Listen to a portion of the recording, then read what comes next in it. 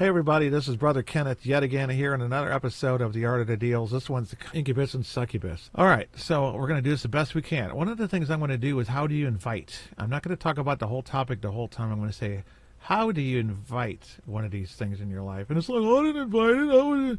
Well, you probably did. So we're not going to include the angle where you move into a house so much, because it's going to be obvious somebody else invited it in there. And you moved in, and if you have a problem with self-control, we'll just say, or morality, you're going to go into that house, and you're going to be right for the picking. You're going to be a particular target. We had exorcists and so forth. One was a deacon who went to a site, and immorality was all over the place, including the possessed, and he didn't see or hear anything. But one of the things he said, why do you think that I would be thinking about things I haven't thought about in 25 years. He's an older guy. And you think it has something, and I said, yeah, it has something to do with that. Once you go there, that spirit's louder. It's louder there and stronger for the tempting. And that's what you're going to be dealing with. Even if you go home, you're going to still be thinking about there, so you have to pray it off. That's just the way that works. Like I said, we're starting with the invitation of it. How do you invite it? Well, we'll start with the girls, since we kind of picked on the guys when we're talking about possessed husbands. The girls, if you watch the marriage counselors and everything, they say that men become aroused differently in a different way than women. Women do it, become through their mind. That'll get to them to want, to be intimate. Romance novels are their Playboy magazines. Okay. You're thinking, how can that be? Well, it's just because they're wired different. Like I said, you want to go check it out, then go talk to the experts and read the books or whatever. It's obvious, because when you hear about this, you can see it. You can see it in people you dealt with in the past. Okay, so that needs to be considered, because it's about what the reaction is. A man sees a picture, he gets a reaction. A woman, would need something like romance or something like that. It's not like she'll look at a picture and she'll get aroused. Well, some of them that are abused will actually act a little differently. That's a variable. But I think it is important, because a lot of people aren't so innocent when these incubus, succubus cases come in, and they don't tell you. And, you're just supposed to believe that it was there when they moved in. But why are they vulnerable to it now?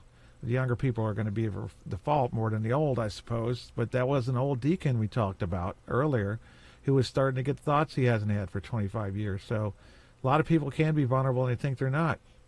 That you're not safe from temptation, period, regardless, as you might think.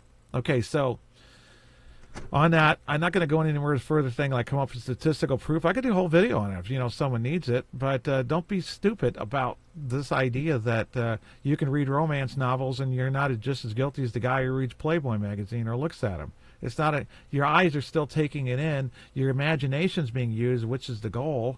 And then it's getting you worked up a little bit. So don't read them. Don't set yourself up. It doesn't matter. Let's say they're just a passionate kissing scene in the book. If it gets you worked up, it's no different than the guy looking at someone at the counter, at the beach club or whatever, who scantily clad because she's dressed in a bikini and she's well endowed, so to speak. Like I said, I'm trying to watch the words, not just for the kiddies, but the kiddies shouldn't be watching this at all. Okay, so, let's get off of that now, because take my word for it. Yes, you can commit mortal sin that way and everything, and you'll be wide open, and you won't be as protected and safe from that type of spirit's attack. And guess what it'll do? It'll start causing this desire to have, outside of the marriage relationship. It'll sound more exciting to you. It'll work on you. Like, wouldn't that be exciting? It's like just a guy came in the window like Casanova, and he looked like, the guy from Twilight, the vampires, and they always like make him pale and they put lipstick on. I don't know what the heck that's all about. What's up with the red lips? He just freshly killed somebody and he can't get the stain off his lips. But this is the ridiculousness of the way they work on the teenagers. It looks ridiculous to us adults. But some of these gals were obsessed with that. Maybe a few guys. I have no idea. But it's more the gals, and that's what it was designed for. The bad boy syndrome. It used to be the leather jacket wearing guy, going on there and rebel without a cause, that kind of stuff. Now it's the undead. But Okay, so how is begins with the mind and the spirit. And this is where we're getting to. You're not really clear and free of this stuff when you move into a place. Somebody in your house invites it. Yeah, you're younger and or your father, the mother of the house. One of your teenagers is like being a little too free with their lifestyle, so to speak. Doesn't matter how, as soon as they cross that line, they brought that spirit in there. To what degree depends on how much they engage in it, and that has to be considered. This is why some of the exorcists, if you got a teenager in there or two, you should probably bless your house every day. Sometimes you need to do that.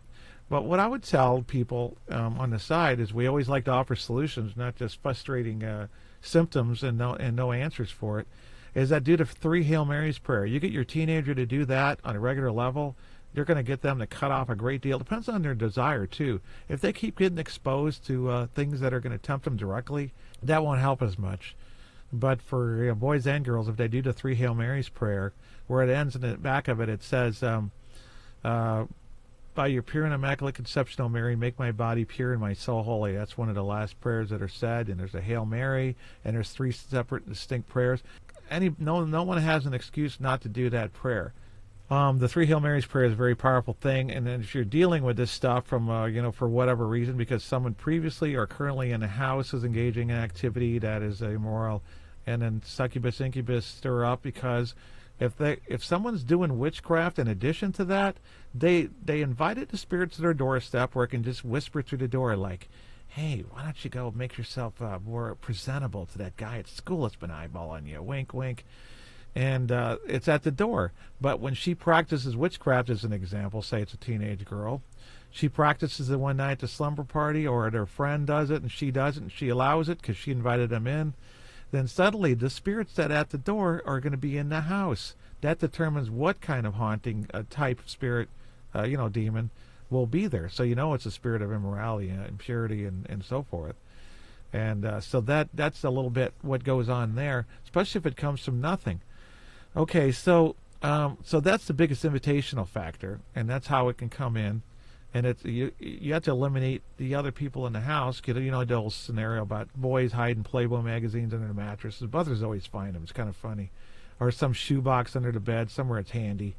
I mean, because when they go, in the old days, they'd go look for pot, they would find it somewhere else, like some sort of jewelry box.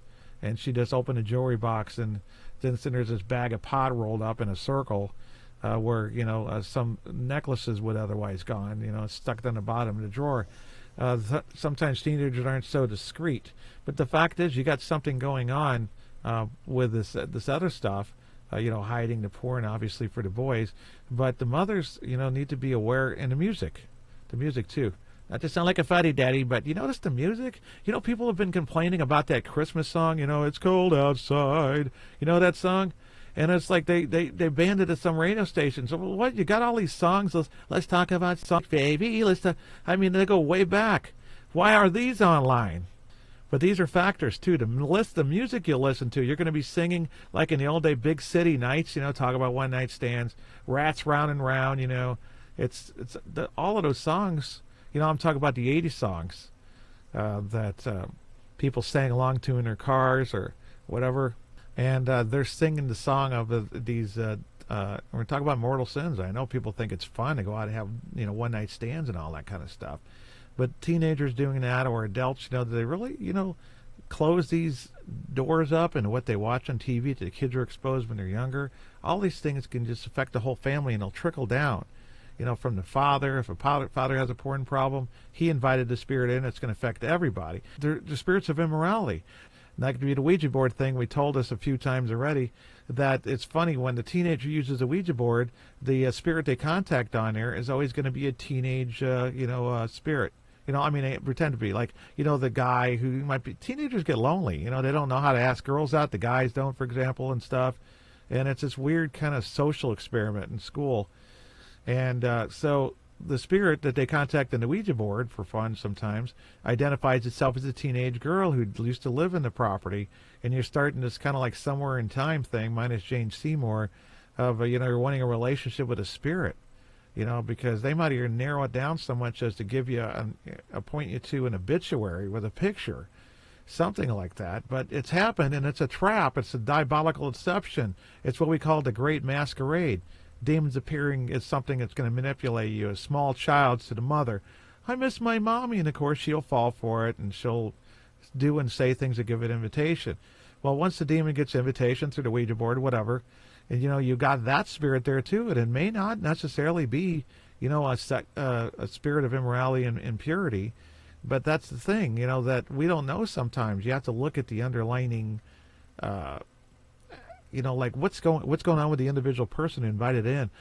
Okay, so as usual, we're almost to the end. How much more? Let's talk about an invitation that start with your own self.